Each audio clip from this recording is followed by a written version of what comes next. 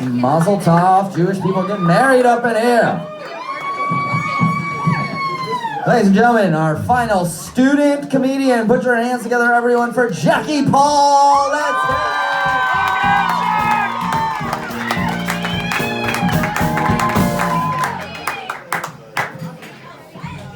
Hey everybody, thank you for hanging in there and waiting for me. My name is Jackie Paul.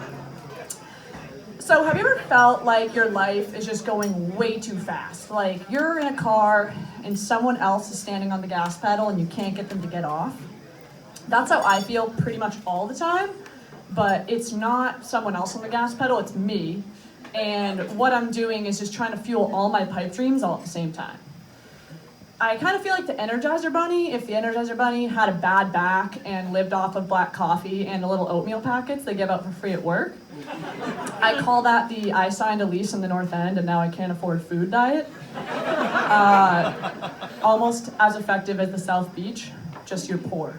It's been a long night, guys. I'm on glass like 5. But it's a funny thing about being in your 20s is you're supposed to be like building your career and being social and making friends and dating, but like you have no fucking clue what you want to do. So I am in this plan where I try to just like build all the careers at the same time. So where has that landed me? I go to comedy class once a week to seek validation from a bunch of random middle-aged adults. I have 12 half-read self-help books on my shelf because everyone knows that half-baked advice is just as good as full-baked advice. And to top it all off, the favorite of all of my boyfriends just moved back to Australia. He's dating the version of me that thinks she'd be happy living on a farm in the middle of the outback with few to no worldly possessions, as if the rest of us would ever let that happen. Honey, if you see this video, I'm totally kidding. I love tractors and farm animals. The other day I was helping my dad rake, and he looks at me and he says, I'm gonna take a video of you raking, so if that Aussie ever actually considers marrying you, I can send it to him and his family so they can see how useless you would be in the outback.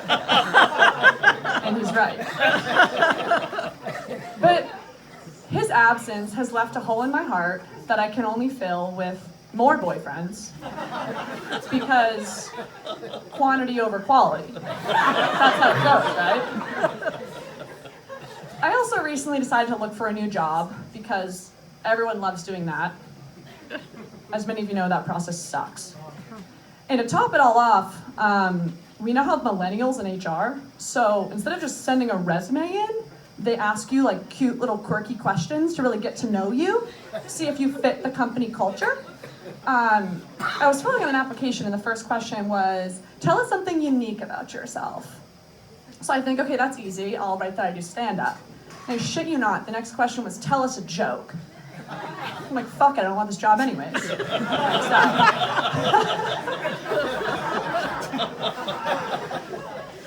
I also decided recently just to pile right on top to try to learn how to play the piano.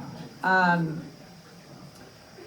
keep in mind, I grew up in a house with a Steinway grand piano in the living room, a mom that plays, and was willing to pay for lessons, and I refused. But tempt me with an impulse purchase that requires thousands of hours of practice to be any use.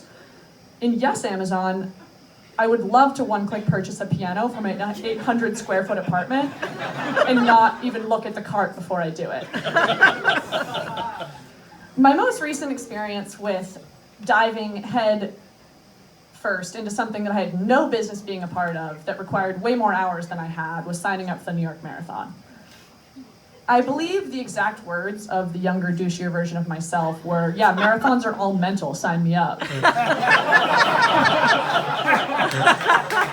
So I did what any hardworking 23-year-old professional did, and instead of training, I continuously chose to drink every weekend and get no better, and then arrive on race day planning to power through on adrenaline and positive thoughts.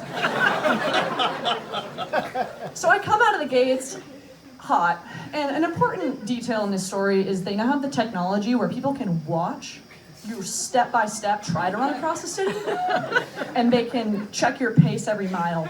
So I entered this race with an irrational fear that I'm gonna get made fun of by all my friends and family.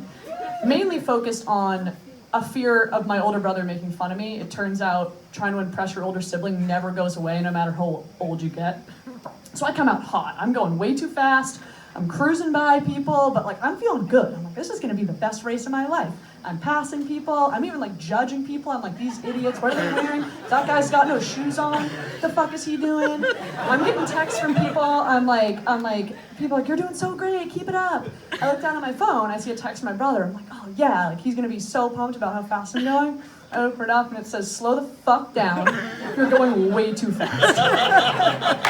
And that's when I knew I was fucked. The second half of that marathon was probably the most painful thing I've ever experienced in my entire life. I experienced a few firsts that day, including crying while running, high-fiving random strangers hoping it was gonna fix my situation, and then eventually getting passed by the guy with no shoes.